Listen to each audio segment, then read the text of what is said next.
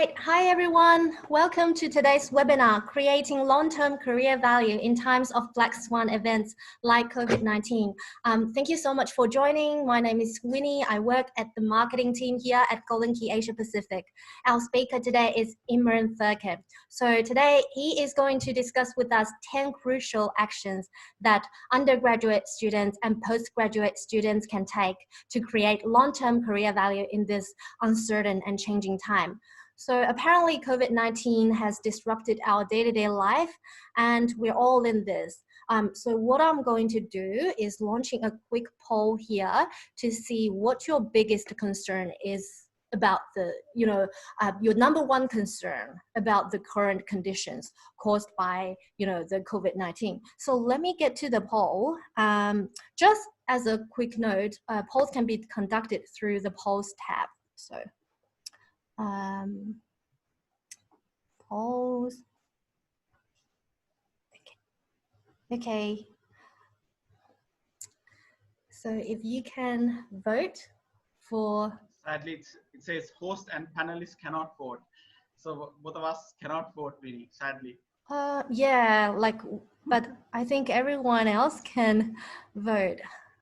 Okay, well, while you're still voting, let me quickly run through some of, some, housekeeping items about this webinar.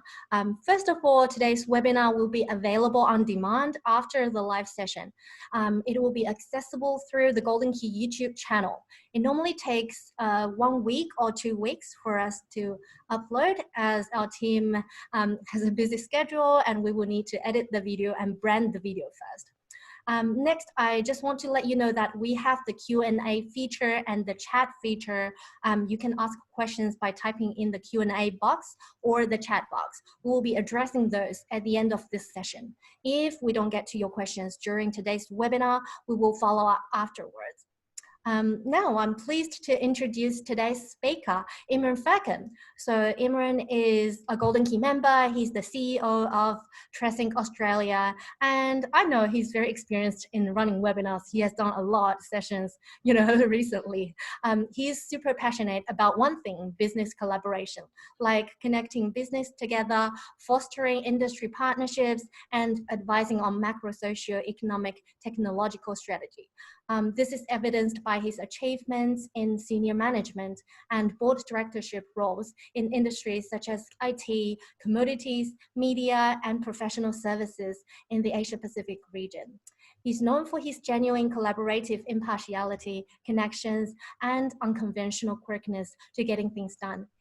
He's based in Australia, Singapore, and Sri Lanka. All right, so let's see a bit of response from everyone. Imran, now over to you. Do you want to comment on the, Yeah, I can't see the results, so I'm going to count. Oh, okay. Yep. Let me end the polling and I'll share the result. 1 second. 1 second. End polling and share results. Yep. Are you able to see? Awesome. Okay. Very, very interesting. Very interesting. One of the reasons, hi everybody, and I'm delighted to be with you virtually this time. So I've been speaking at the Golden Key conferences in 2000, I think 16, 17, and 18. 19, I was traveling and couldn't make it. And 2020, again, I was traveling and couldn't make it just before all the lockdowns as well. So I'm delighted to be with you virtually, and I've been a member of Golden Key for over 10 years now since my MBA. So when I do this poll at the beginning, of the of presentations, right? I want to get a feel for what your biggest concerns are. And what I find is that depending on the audience, right, the concerns are changing, and also the fact that the way the epidemic has the pandemic has unfolded also has shown how it changes. I'll tell you how it was, say, about 1.5 to 2 months back, right? I did the same poll for another webinar with professionals around Asia and Australia and New Zealand in particular. And this is around accountants, and their concern, almost 50 to 60% of their concern was around the personal health of themselves and their family. Very few were worried about, career prospects, cash flow situations, and these were accountant by the way, right? But now I see that there is a fair distribution. Still, one third of you concerned about your health, and we should be, because it's still unfolding situation with regards to the pandemic. However, there is growing concern about either if you have a job, your job security, or the prospect of getting a job. And obviously your future career prospects is the number one concern you have, and very legitimately, because there have been forecasts in terms of how severe the economic consequences of the pandemic can be, and they will manifest themselves in the weeks and months that are coming forward. But fear not, because as someone who has predicted this particular crisis for 2020, and as I was telling Winnie before we started, the global financial crisis of 2008, I can tell you that the consequences will be impactful. But I am extremely hopeful that we are going to come out of this on the other side in a much better way, simply because we wouldn't be here if the human species weren't unable to adapt and change and make changes. So very interesting results, and I think we have about 60% of you are really, really concerned about our futures. And let's see how we can create, long-term career value, even in the midst of all our worries at the moment, which are more short-term. First, a quick, explanation of what a Black Swan event is, right? So these are events which are extremely rare. Pandemic is 1 in 100-year event. Could be more regular in the future, but at the moment, touch wood, we're only once in 100 years.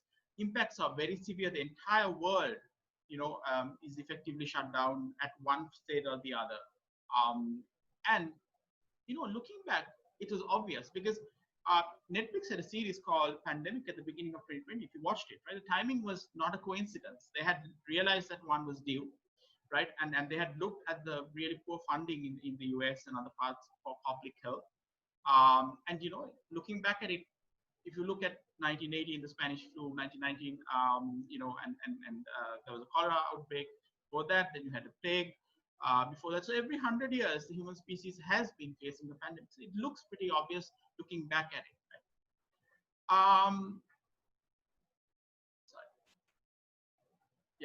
Right? Where are we now? Look, the world, the international agencies that analyze these has said that over the next 2 years, we're looking at a loss of output of around $9 trillion. Now, to put that into context, $9 trillion is as if we remove the economies of Japan, right, and Germany out completely. A very, very severe impact. And as you can see, the impact will stretch into 2021 as well. In Australia, the unemployment rate has just shot up, right? And the way we measure unemployment is different from the US. And as somebody was pointing out to me, if we had measured the way we measure unemployment in the US, it would be close to 10% as well. However, I can tell you that I'm highly skeptical about economic analysis put out in the middle of crisis, because you don't have the data, right? Without the data, you really, really can't forecast impact. So I think these are erring on the side of the worst possible outcomes. I personally feel through my analysis that the real outcomes will be a lot better. Now, how are we going to come back, right? And you must have seen a soup of letters put out by economists, and the news media on how we come back from this pandemic, particularly the economic consequences. And that is important. Why is it important? Because to build long-term career value, you need to know how we are coming out, right? So, for example, some of the shapes that we've been talking about, a V-shaped recovery would be you have a very quick decline, which happened, right? And a very quick recovery as soon as you open up. If that was the real case, right, and that was the optimistic view initially, then what would have happened is you really didn't have to do much, right? You just waited our time out, and it kind of came up. The economic revival came up on its own. However, I and a few other people that some famous economists around the world are looking at a W-shaped recovery, right? What is a W-shaped recovery? A W-shaped recovery is something that is marked by two declines, possibly through a second outbreak, or what I personally feel is the economic crisis caused by a huge amount of debt, household debt, corporate debt, sovereign debt, country, debts of different countries. And I feel that we are and more consensus building around this, around that is coming back, in terms of a W. And why is this important? Because there are opportunities in both ends, right? There are some other models as well. There's L-shaped recovery where you go down and stay long. There's a U-shaped recovery as well. And these are just, models to look at. I just want to make you understand that there are different ways and, ways we could come back, and that will help you create, um, value in your career. Now, as an undergraduate or a postgraduate, your question, you ask yourself, what can I do, right, to create long-term career? Now, I'm looking at long-term career value because, over the next few months, we're going to come out of this crisis. And some of the actions that you take today will impact your career, not in, not on just in 6 months or 12 months. You're looking at 2-3 years down the road. And you have to behave very, very carefully because the world is watching you, right? The world is watching your actions, and how you react will give an indication to, future employers that this is the kind of person I want to be in my team, and this is the person I want to grow with. And that is where you create long-term career, right? Number one. So I have some 10 rules that I've put together, and it might apply to you differently, but in general, I think I've found that this it has been working, and the funny part is it's actually been working for people even within COVID. That's an amazing coincidence, which I didn't really think would happen. I thought it would start after the crisis. Anyway, the first one is that you need to understand that there has never been a better time to be alive. Okay, you're looking at the death toll and you're looking at how it's impacted the world. You might think, my God, I wish I was born in a different time. But there has never been a better time to be alive. Why? A couple of reasons. Number one, you didn't create this crisis, right? And unless you're not doing your you're washing your hands, or you're doing the whole social distancing, you're not contributing to it. But what it has done, it has changed the way everybody in this world, right, looks at the way they operate going forward. There is this talk of a new normal, right? And that gives huge opportunities for you that you would never have got in the previous normal. Why? Number one, people recognize that they cannot do things that they have done before in the same way they have done it. Number two, they recognize that you need to have risk taking. They need to take risks, because that is the only way you're going to come out through the clutter, right? There's a lot of noise. There's a lot of noise, and they recognize that for you to come out of it, you can't have a new normal. Because in the previous one, what we did was all of us were relatively well off, right? The economy is humming along reasonably well. There hasn't been a crisis for 12 years. The last financial crisis was in 2008. Remember, in a normal economic cycle, crisis is about once in 7 years, right? So we have been going further than that. So you as undergraduate or postgraduate can finally come up and push the ideas that you have been doing in the past, because there's nothing much for companies or organizations that you're associated with to lose. Right? These opportunities come only when there is a crisis, simply because people do not like to deviate from their normal paths in life. Right? That is why you see, even when there is a slight, removal of the lockdowns, people rush to beaches because they just want to get as much back to their normal lives as possible.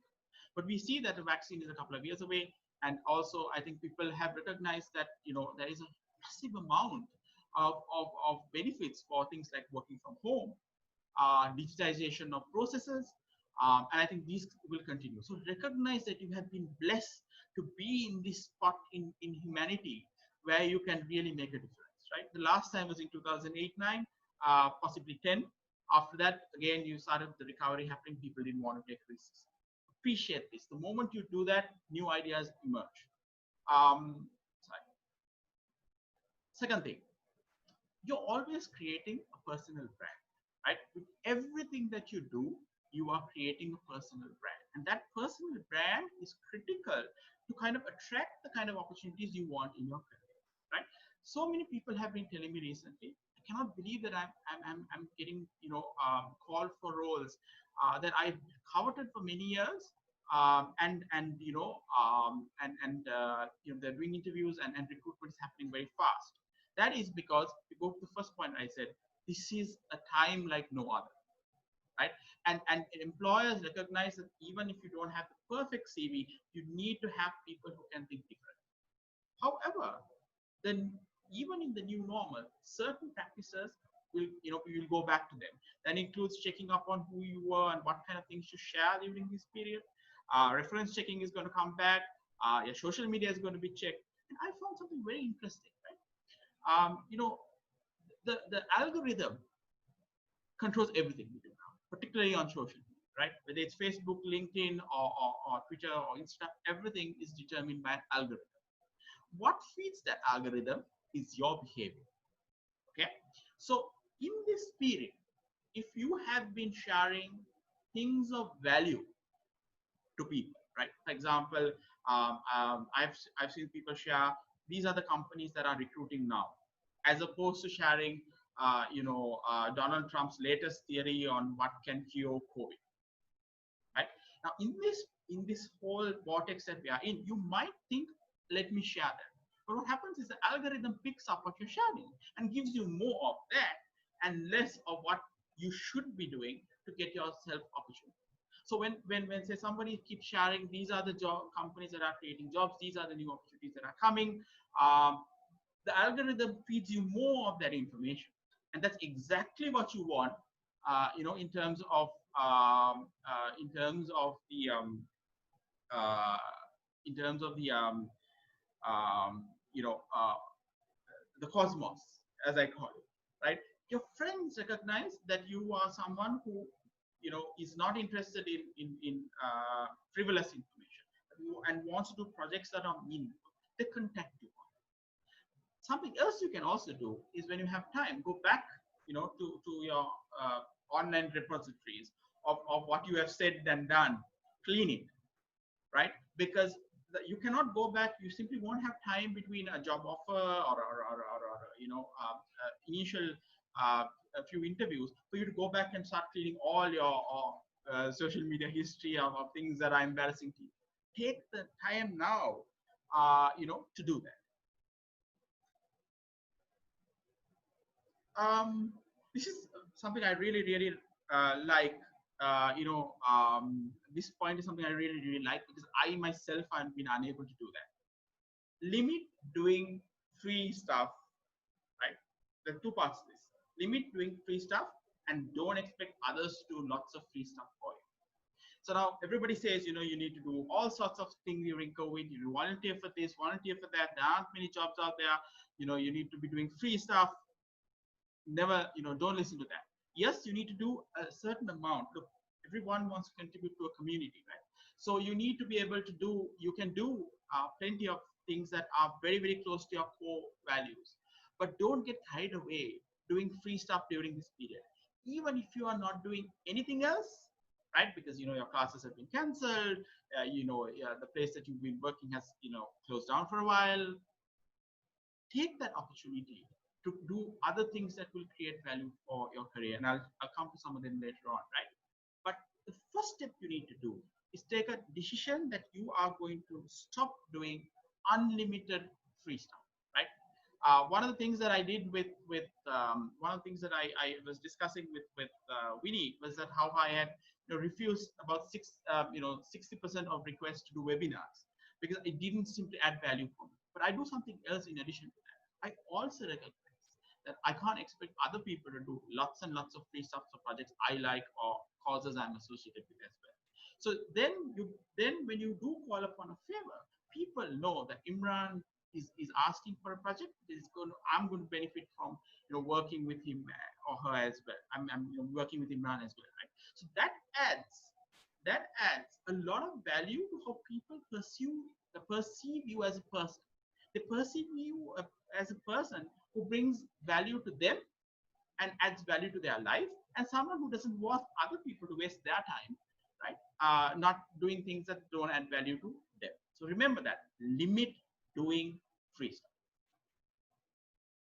Um, Very interesting point. Play the long game on networking and smoozing. So currently, I am networking or smoozing 5 different headhunters for CEO positions. Right? Why is that? Because roles that I like don't come along often, right? And even the headhunters, in those roles tell me when the roles you like come, I'll tell you. But I am continuously talking to them during COVID. How are you doing? One is because a lot of those headhunters are a little older, and therefore they are very susceptible to COVID as well, right? So I am really concerned about their health and genuinely am. But take the opportunity to talk to many recruiters that you have spoken in the past. Just check in with them. Don't do it for a job because they're human, right? And this is a great opportunity to check in with them. And I found a lot of people are free, right? I find fellow CEOs who I couldn't get on the phone remarkably free because they don't travel anymore, right? They're not on a jet or they're not, traveling anywhere. They're free. So realize that this is an opportunity to build contacts, on a long-term basis, and also realize that people find out who can really help you. So it may not be your contemporaries because they're competing with you for jobs, right? But people higher than you could really help you, and this is an opportunity to reach out to them as well. When you do reach out to them, make sure you don't reach out with uh, um, the same corny messages that everybody sends you. Hey, I'm checking up on you to see how you're doing during this COVID period. No, right? Come up with something new. Find out whether they have some, birthday or anniversary coming in, or they posted something on social media that attracts your attention. Make sure that that conversation doesn't come off as a desperate attempt to, to tick off somebody on a list of people to contact. This is a lesson. Next point, right? Rest and rejuvenate for the rush. This is a lesson I learned, in 2008 during the crisis, and I'm sadly learning in 2020 as well. So I myself have not learned this lesson. You know, during the 2008 crisis, one of the things that I did was I forecasted the crisis for some of our clients. But I was working 7 days a week at that time, 2008 period. I was working 7 days a week at that time. And it didn't give me an opportunity to rest and understand what are the real opportunities that are going to come back from this crisis. And I'll talk to you about the opportunities in the next few slides, right? And 2020, I'm doing the same thing. I'm committing to a lot of public webinars. I've been committing to some family events virtually. I'm watching a lot of other people's webinars. So I am not relaxed, and I've realized, and I've decided, because this will end, right? All these restrictions will end. You need to be really refreshed to take on the opportunities. Because I remember 2009, 10, the opportunities just kept coming and kept on coming, and you didn't want to be with it. Remember, this is a pandemic. There's nothing much you can do about the lockdown, the kind of restrictions you have. You've got to allow the authorities to kind of remove them. All you can do till that point is really take care of yourself, right? Mentally, physically, digitally, right? And that kind of real rest, because nature is sending the human race, including you and I, a message. The next point number 6, right? Sell your underappreciated skills and qualifications. Now, a lot of you might have a major major subject that you're doing, but you might be doing certain minor things as well, right? I know a lot of people who love accounting, right? But they're also doing something around project management. I know some people who are into things like architecture, who are into doing things like art history, right?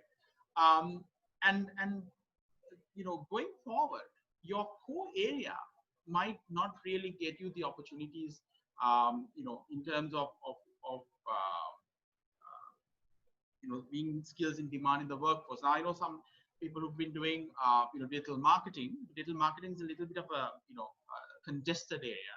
Some of them have interest in UX specifically, user experience design, and with so many businesses going into the whole digital sphere, they didn't really want to be in UX as a core area.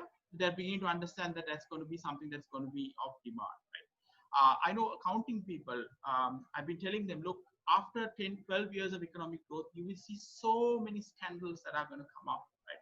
So many frauds that are going to come up. One of the hottest areas that you want to be in is forensic, forensic accounting or fraud investigations or even hardcore audits, right? Because so much is going to come out from after this crisis that the area that you thought was boring or area that you didn't want to sell is going to be the hottest one in demand. Another example I could give is that a lot of ex-airline crew that are working in healthcare. And why they're working in healthcare? Because they have basic training, right? In taking care of people if they fall sick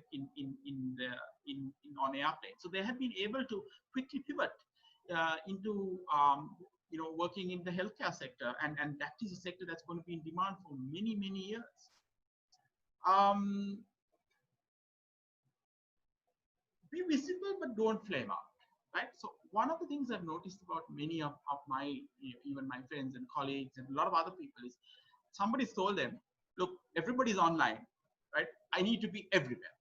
You need to be commenting on people's comments, sharing a million things, and also you need to be visible, because that's what's going to put you in front of an employer's mind. When everybody's online, right, and everybody is consuming so much content, the last thing you want to be is someone who they are getting tired of seeing, right? So that is why you go to the first point again. If you are someone who's sharing valuable, relevant information, right, then people want to see. But if you're everywhere, right, everything from jealousy to fatigue, right, will come into play in people's minds. Whether it is whether it is a recruiter, whether it is someone in the corporate, or even if it's friends and family as well. So yes, drop people a SMS checking up on how they are, and they say, don't do it religiously every week, right? Same thing for messages, same thing for checking up on job offers. Just make sure that you don't flame out too much, because I've already begun to notice quite a few people who started the COVID period with a lot of energy, right? So these are people who never really got on social media. They wanted to catch up for 10 years of missing social media by catching up all at once. However, I think they're beginning to also rub a lot of people in the wrong way. So make sure you don't do that as well. This is a critical point. Glide to where the puck will be, no, not where it was before. Okay. So what this means is in ice hockey, for you to be, the puck is a disc that you use in ice hockey, right? And for you to really score in ice hockey, you need to anticipate where the puck will be 2-3 steps ahead, because it's very difficult to glide there. So you need to understand a couple of things, right? You need to anticipate what are the career opportunities that are going to come your way, right? What are the industries that are going to take off, and where within those industries are the opportunities going to be, right? I do not subscribe to the view, right, that some industries are dead. I don't think tourism is dead. I don't think aviation is dead. I don't think hospitality is dead. No, I don't think so. I've seen from the biggest consulting agencies to the smallest individual, right, talking about, oh, this industry is dead, that industry is dead. No, every industry will present opportunity. Okay, what you need to do is anticipate how the industry is going to change, right? And within that, where are my opportunities as well? Obviously, you're going to have a lot of digitization, but digitization can be many things to many people, right? It could be just putting in a lot of technology, but that doesn't mean you're going to get a career, in that. Understand. So I'll give you a couple of examples. Number one, you've seen a lot of retailers immediately go online, right? So they quickly pivoted, put on a e-commerce store, right? And they are struggling to kind of match their stocks with with what's being ordered and also what's being delivered, right? So where is the opportunity here? It's in logistics, right? For me, the number one industry out of COVID is not going to be the beneficiary is not going to be medicine or healthcare or anything like that. It's going to be those industries that are in between them, which are going to make them work. So logistics, for example, is going to be a massive industry, because what we learned is just in time, the system itself is dead, right? What we need to do now is to come of a hybrid between just in time and something that has a lot of stocks. So for me, I recognize that logistics is going to be a very hot industry much earlier than everybody else. Everybody said healthcare. Why? Because healthcare is an industry that is also highly regulated, right? And there is a lot of human interaction as well. So your ability for players in that industry to make profits and therefore hire you is a lot less than you can imagine. And it's highly regulated, right? So there is going to be years and years and years of certifications that you need to get before you get there. Example, say hospitality or tourism, right? You're going to have a situation where governments are going to mandate, right, certain health and other restrictions that are going to come into place before you open. So that's, for example, it's going to give an opportunity to what we call legacy players, older players. Say, for example, older hotels in like Hyatt or something like that, which had these processes well before, right? Well before COVID, and they will, in the eyes of the consumer, have much more trust than, say, for example, somebody's putting up a few Airbnb properties, right? Tourism is going to change, where you're going to have less volume but more meaningful experience. So, for example, if you are going to be asked to quarantine in any country for, say, a week or 2 weeks, you're going to make sure that the holiday you take lasts for a long time and is a completely meaningful experience, to compensate you for the kind of quarantine you're going to make. So careers around making people's trips meaningful, right, is going to take off in a very, very big way. So that's the kind of hidden opportunities you're going to see in the post-COVID era. It's not going to be the obvious. It's going to be areas where you are able to assist the new normal. Another example is in accounting, right? I have had enough of friends tell me audit is so difficult, right? Audit pays so badly because the hot areas, were consulting and other areas. But with the kind of frauds that are going to happen, with the kind of regulations governments are going to bring, right? Suddenly a very boring area is going to be very hot for the next 10 or 15 years, right? So that is an aspect of accounting and financial services is going to be very hot. Even in things like banking and financial services, retirement planning is going to take a whole new, a whole new meaning, because the retirement and or medical expenses are going to change dramatically as well. A few examples of where the puck is going to be, right? And you need to glide to that. Rule number 9, something we don't do when there is a crisis. Think that it's going to end, and when it ends, I want to be in the other side as a very strong person, right? So add your personal capacity to grow digitally, as a human being, and obviously logistically, right?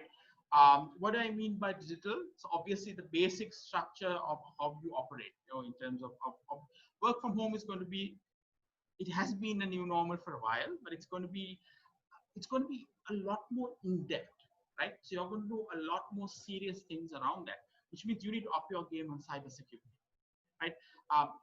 Not just your, not just your basic,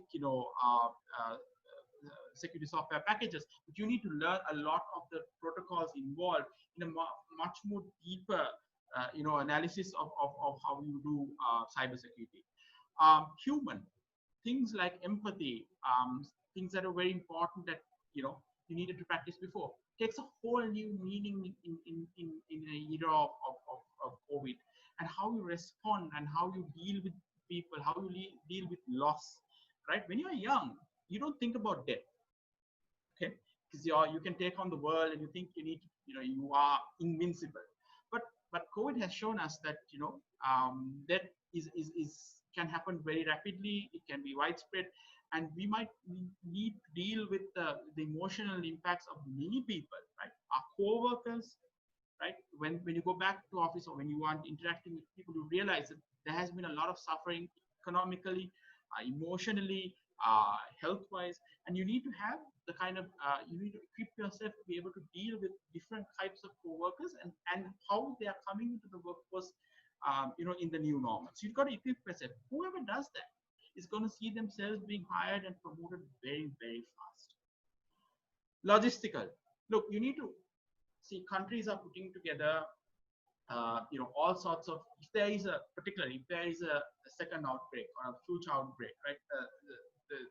The scientist who leads the virus research in China has said this is just the tip of the iceberg, right? As global warming happens, as viruses that were hidden under Antarctica and the Arctic get released, right? You're going to see a lot more of these things happen. So you need to logistically place yourselves to be able to navigate yourself. So whether you are in a city center, therefore you have much more access to public transport, or whether you want to stay in a suburb that may give you better social distancing, you need to rethink how disruption is going to happen, because we had forest fires, right? And I read recently that the fire historian of Australia is talking about forest fires of that nature that we had before going to become regular. I saw this, right? When I saw this, I knew that this is going to become regular as our planet heats up. We're going to have a lot more dislocation around pandemics, epidemics, right? And you're going to have much more severe flooding. You saw once in a multi-decade hurricane storm just outside Western Australia. And so you need to think, how are these things going to impact my career, right? What are the opportunities that's going to happen? How do I logistically place myself to that? These kind of changes that are going to happen, and you need to place yourself at this capacity to yourself as well. So sorry, yeah. So what can I do? I mean, ultimately, what are the actionable career changes? What can I do as a person to really grow my career and your company? Understand three things. Position yourself in those three verticals in the corporate sector. When you get there, your career is solved. Number one, business models are changing, right? Take how banks operated, right? Banks operated, it's a very simple thing. They took depositors funding, right? And they lent it out, kept the difference in between, and covered overheads, and hopefully made a profit for stakeholders. Today, banks are becoming conduits, right, for government assistance programs. Incredible. It's through the it's through the banking system, that these things are being rolled out. Fintech is coming through, right? Banks are deconstructing themselves to become more, like fintechs. So business models are changed, right? Uber has basically, public mobility has gone out. They've become a delivery platform, right? And that is growing. Hotels are becoming cloud kitchens effectively, right? So you need to be in the core part of changing business models, because business model transformation is going to be a lot more, going to happen very regularly. You need to be in that conversation. You need to be reading about it. You need to be coming up with ideas. You need to be throwing out those ideas. You need to be a person known for coming up with different business models. Second one, leading initiatives for sustainability, right? We thought we were tackling the plastic problem in Australia, for example, by banning plastic bags by Woolies and Coles. You're beginning to see new pollution coming in through masks and so many things that are getting discarded. Sustainability is going to be a problem for the rest of our lives. So make sure, if you are not there in sustainability before, that you will be back in sustainability now. Already I see the United Kingdom government has asked for the the global summit on sustainability, it's supposed to be held in the UK to be postponed by a year. But remember, and I'm talking to a few CFOs, particularly in the city of London, friends, and I've been asking them, Do you think that sustainability will take a backseat as we go towards, economic revival? And I said, no, Imran, this has gone too far down the road, right? You will see in Australia when the fire season starts again, people realize this is a permanent thing, right? We're having 100-year droughts every few years. We're having cyclones that are, huge, that are supposed to come in. So sustainability, the pillar of sustainability is something you want to be in, because it is a permanent shift in human behavior. Third one, resilience. So you need to be part of a team that's it's going to be rapid rollouts of work from home. You need to be in teams that are working on rapid rollouts of cybersecurity. You need to be in teams that can you know uh, roll out different remote offices for organizations. If you get roles like that, get into them, because these three verticals, business model change, sustainability initiatives, and business resilience, are going to be there. Those are the three pillars that are going to underpin the economic revival in the post-COVID era. So any jobs that you get in those areas, you need to be there. You also need to look at things that were unfashionable before. For example, the not-for-profit sector, charity sector. See, governments are talking about trillions of dollars, right? Trillions of dollars of economic and other stimulus, right, towards community. They're going to expect those things to be rolled out to community charity organizations. These are not very, they are not, if you are a passionate person towards that cause, yes, but if you are looking from a financial perspective, they are not the most, greatest employers in terms of your pay package. But remember what I said before, glide to where the puck is. So the next few decades are going to be massive areas for government roles, community service organizations, charities, those that deal with sustainability, resilience, and business models. So these are the big areas that are going to take off. Government used to be not a very attractive place for young people, right? They pay well, particularly in Australia and New Zealand, right? But you don't want to be telling people that you've been working in government. But the reality is that the roles of governments have expanded due to COVID. And private sector has been caught napping as governments have really rallied. So they're going to hire more of themselves, right? And there will be opportunities there as well. The final piece of advice before I get to your questions and everything else, right? Always ask yourself, where am I going to get the real life experience I need to progress? So I do a lot of presentations, again, very carefully and limiting now, within Australian universities and other areas, and members, young members for accounting bodies. Okay, so I'm a fellow of CPA Australia, fellow of Chartered Management Accountant. I do a lot of work for ACC as well. And when we talk to universities, they're obsessed about Big Four, right? The Big Four hires on a national, scale. Very few new people from international, and you don't learn because their processes are so streamlined. You never learn anything really disruptive, because everything that they do is in a format, right? But young, smaller, up and coming accounting firms, they have a much smaller staff, right? So you do everything in those firms. You get your hands dirty in an unimaginable way. Imagine you having decided to forego or even trying a Big Four, and you start working in a small auditing firm or accounting firm. Imagine the experience you'd get rolling out JobKeeper, job seeker, assisting clients with their tax returns, assisting them in their restructuring during stuff period, and then taking that and going to a bigger firm and say, hey, during COVID, I did all of these things by myself because we had a very small team with few resources. I can add so much career value to you. Do you think someone like that is going to be, laterally hired with a massive package, versus someone who's been waiting to slowly climb the career ladder in organizations that have massive layers,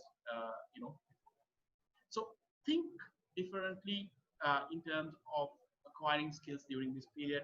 You're not trapped in those small firms. What you do is you market yourself better once you have acquired those skills and you go to a much bigger organization. Say, hey, during COVID, I did all of these things. That's a massive opportunity, for you as well. So thank you so much. Those are my 10 roles, during this period. I hope I think it's exactly 2:45. We have sorry, exactly 6:40. Exactly 7:15. We have some time, and for your questions as well. And I look forward to. Yeah, I can see a couple of questions, and I'm sure Winnie will come in as well. Thank you so much for the opportunity. Thank you so much, Imran. The talk is fantastic. Now we're just opening it up for questions. Everyone, if you wouldn't mind using the Q&A section and your chat feature. Oh, we already have a couple of great ones here. So one mentioned that I keep my personal Facebook to private, so only my contacts can see. Can employers see what is kept private? Well, technically they're not supposed to. Yeah. But I think that's a very good thing, because I do the same thing for some of my posts. For some others, like for example, the Golden Key webinar, I was happy to make it public because I wanted more people to see. I think that's a very good idea. But also remember that even your contacts can be jealous of you. I'm sorry, but that's true, right? They're competing with you. They're roughly your same age as well, right? They could simply take a screenshot and share it with potential employer as well. So the best thing you can do is, the best is never to have shared something. Obviously, you can do all the protocols you want, but you can't stop people, doing this screenshot. Simple thing. And I know people, I'm sad to say, I know people who've done that and sent to other people, and they've got in trouble because of that. So the best is try not to share something that you don't regret later on down the road. That's very interesting. So next one is from Loni. How do you clean up past online repositories? Well, for the social media ones are very simple, right? You just delete some old post. It's a simple thing that you can do. I also have gone back to some of my older posts and made it private, because the time period where I shared it as a public post has kind of got expired for that particular purpose. You can also make sure that comments that you made, other comments that people have made on your wall, you can delete them. So all of these social media organizations, in particular, give you a lot of tools to prevent harassment, right, and to prevent this kind of thing happening. Use them. Okay, that's the critical thing I want to say. Also, there are some firms that do clean up your Google search and so on, where they bump up positive articles so that you don't come at least in the first 10 pages, but that costs a lot of money, and unless you're in corporate, as a company, I don't think as an individual it's not worth it. It's not simply not worth it. Yeah. I agree with you. So next one, what's an example of the value to business of resilience? What's an example of the value to business of resilience? Yeah. Well, it's simple, right? An organization that could have got up and started trading as a delivery service, for example, right? So let me give you an example. Do you know what Travis Kalanick, the founder main co-founder of Uber, did when he sold his Uber shares last year or this year? He invested in a cloud kitchen, right? He invested in massive cloud kitchens. So what is the value of resilience? It gives you cash flow, right? It gives you cash flow to keep your organization going. It can be the difference between failure and success, number one.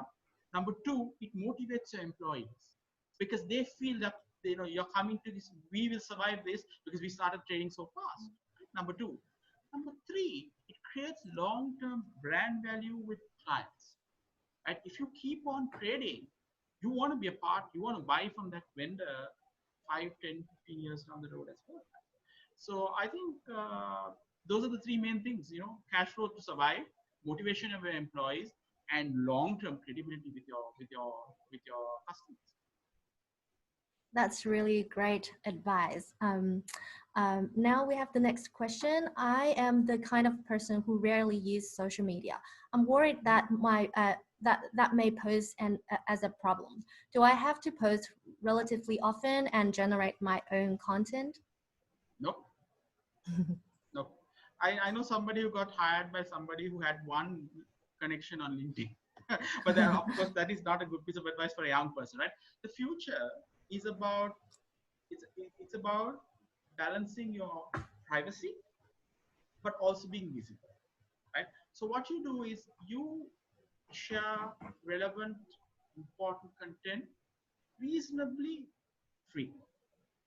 right? Reasonably frequent. So people know you exist, but at the same time, you don't trip yourself by sharing too much of content.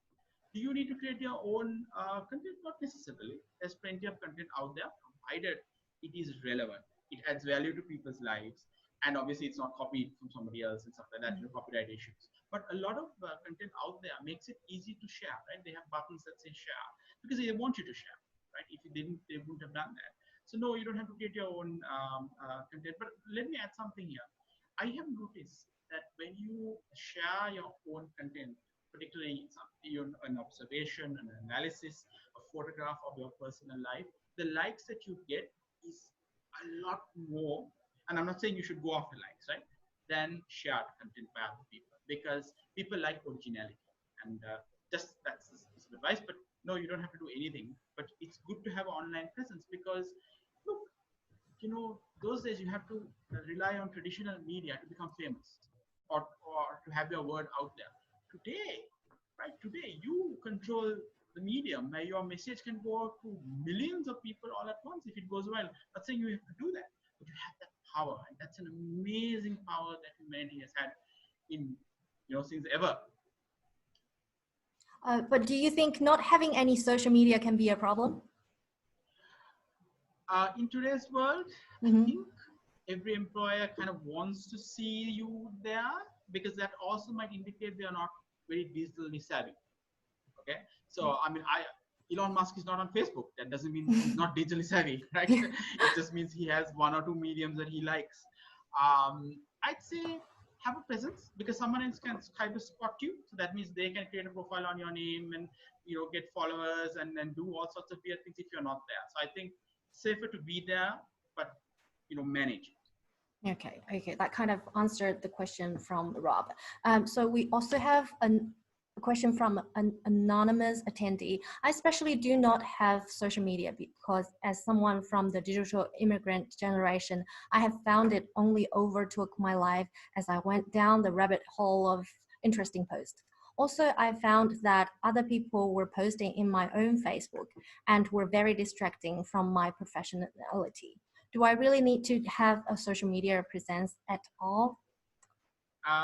First, I'll ask the last. First, Yeah, I'll ask the this last is part of the question. Yes, I know a surgeon who's one of the best in the world. Is only in his maybe early 40s. So for a surgeon, that's young, right?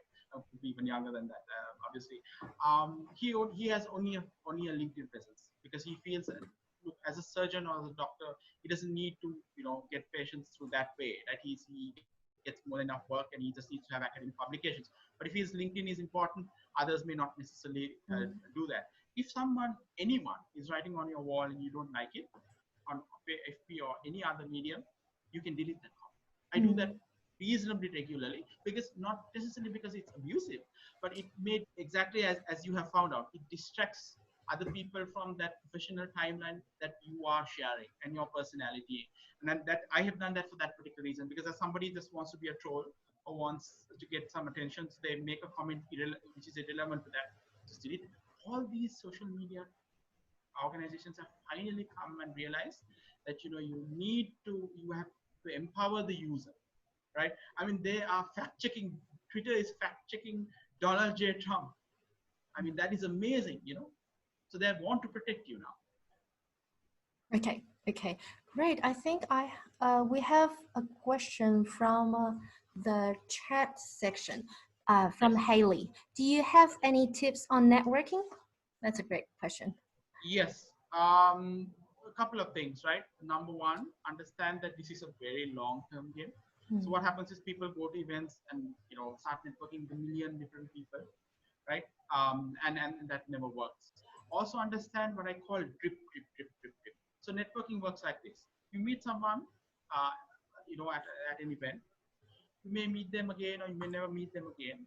But when it is relevant to meet them or connect with them, if you connect with them, it works.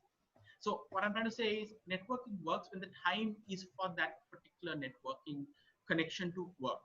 Right? If you desperately try networking for the sake of networking, it does not work. Right? So when it is time for you to connect with certain people in your orbit, it will happen because you meet them at industry functions, you meet them at particular events. They directly deal with you for particular transactions. So what I'm trying to tell you is, understand it's a long term, and you need to attract the right kind of connections and network. You don't want to be networking with anybody for the sake of it. It's an utter waste of time. So advice is, it's a long game. Start slowly, and understand that it's going to be a long game. That is what has worked for me particularly, because I'm making the kind of connections I want to make. Great, great. So next one, any suggestions on how to juggle work, study, and family life to find time to rest and rejuvenate? Yes, one word: learn to say no. I'm serious, right? It's very difficult to say no. Family, work, other things. One thing I'm beginning to learn, and it's very difficult, I must tell you, is learn to say no. Say yes rarely. That's the way you do it. Okay. I think we have time for 2 more questions. So this one is from Megan. What would you suggest the best steps are for someone who finished their HR degree in December last year and is now looking for work due to losing their job? Keep trying to get work, because people are hiring.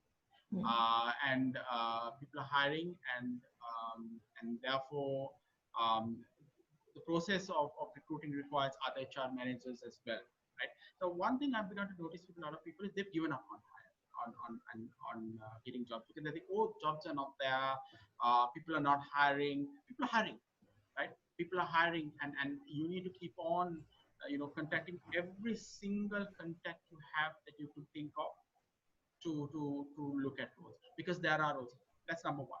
Number two, there are governments, Australia, New Zealand, plus other parts of the world, they're coming up with temporary websites that advertise roles, that are being put up during this period.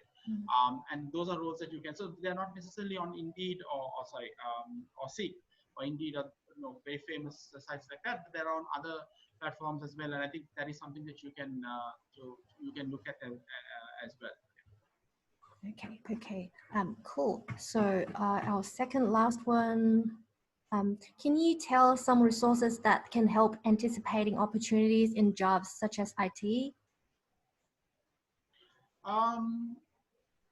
Well, see, one of the things that you can do is you can look out for strategic. See, when companies are implementing projects, right, around digital disruption, IT technology, they announce them publicly, right? So what you can do is you can look for projects that people are talking about in the media, then make a list of people who you can find from those organizations, in terms of the um, um, in terms of the organization, um, and locate them within LinkedIn or Facebook, and then approach them and say, hey, I heard about this project. Are you hiring? Because of the crisis, companies are not openly recruiting as well, because they have to put up their advertisements, get them checked, all the tick offs and stuff like that. So that's going to be a bit of a challenge being advertised, but that doesn't mean companies are doing so. First, look for companies that are talking about projects, then look where there are opportunities there. They won't always be formally advertised as well, so you need to find your networks within those organizations to do that. One example I just keep in mind is Victoria has Work for Victoria has a program on Sidekicker that are advertising roles. That's something that you can look at as well. So all these platforms, governments are getting on board very, very fast as well. So I think those are the reasons. I mean, look, you can go on the Seek, you can go on Indeed, you can do all sorts of other things, but you can also see which organizations are looking at roles. That's how you can connect as well. That's great advice. And also, sorry, just one more thing. If you have been talking to recruiters in IT right through, and you touch base with them, your name should be top of mind.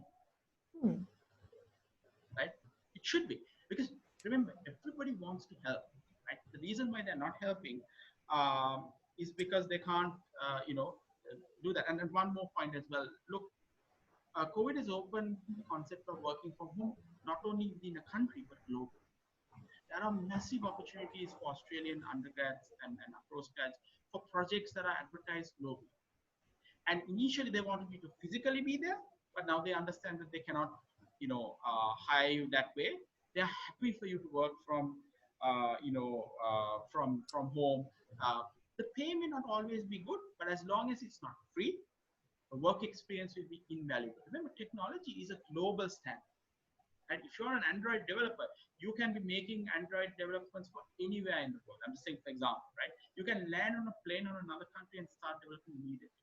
So work, particularly on whoever asked on technology, is a global practice. Okay, last question. Do you have any tips or advice on returning to work after taking a break?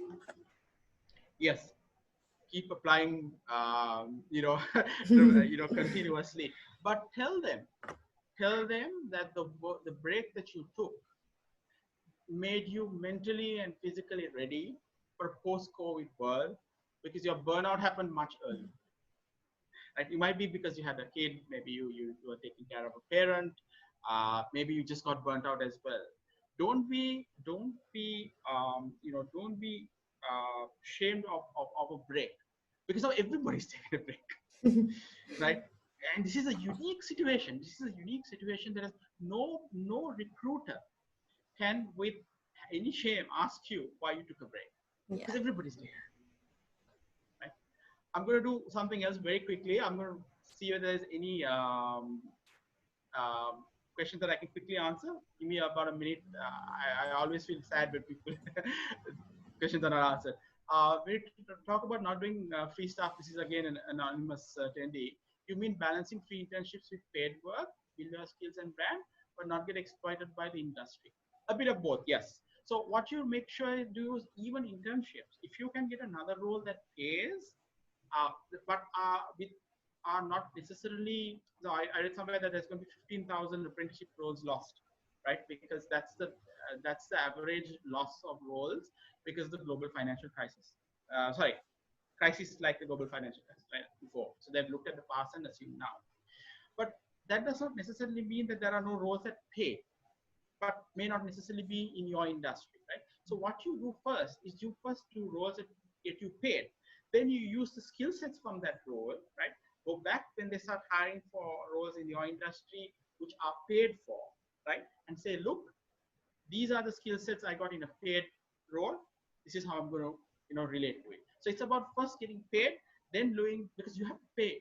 You have your cash flow situation. See, job seeker, job keeper, all these things will end in September, October. Governments are going to run out of money, right? So you need to make sure that you are ready once all these things go off, because all the rent, all these rent freezers, all of these things will end at some point, right? You cannot continuously keep having it, and the economy will collapse itself. And so just remember that cash is very important, and you can then go back and get that. How do you meet others for networking that are not in your major focus career but minor? How do you meet others for networking that are not in your major focus of career but your minor and other ability areas? Simple. There are a lot of associations. There are a lot of events, webinars, etc., of people who do those things, right? So I'll give you an example. There are UX user groups. You don't know anything about UX. You have a small idea, but your major is in digital marketing, and UX is a minor component of that, right? What you do is you make sure you sign up to those groups. You start, doing their webinars. You will see certain stars emerge from those webinars. Those are industry leaders. You reach out to them and then, follow up as well. So one more question. Another anonymous user. I feel the problem. Sorry. I think the problem is more with family and friends. You would suggest you have separate online profile. Yes, you can do that. You can have a public page for yourself and another one for your friends and family, but usually it gets confused. I think it's about control. This is about social media, right? Whether you have another profile for friends and family and another one for professional colleagues. Yes, I've seen people do that. I've seen people do that successfully, and I think that's a good strategy that you can do as well. Thank you also for coming. Somebody, thank you for the presentation. What advice? Yeah, I think we've done quite a lot. Winnie, yes. Yeah, alrighty. I do want to just respect your time today. You know, seemingly we are unable to answer every single question live, but we will get back to you afterwards. Well, Imran, I hope you can see all the comments that are coming through from everyone. I'd like to thank everyone that joined us today. You have so many thoughts and questions, and thank you again, Imran, for taking your time today to share your experience with us. Oh, and I do just want to let everyone know that we have 4 webinar sessions lined up for June. We call it the June Mania. So please keep your eyes out on social media. We do hope you enjoyed this session, and take care, everyone. Thank you so much. Bye. Thank you. Bye, everybody.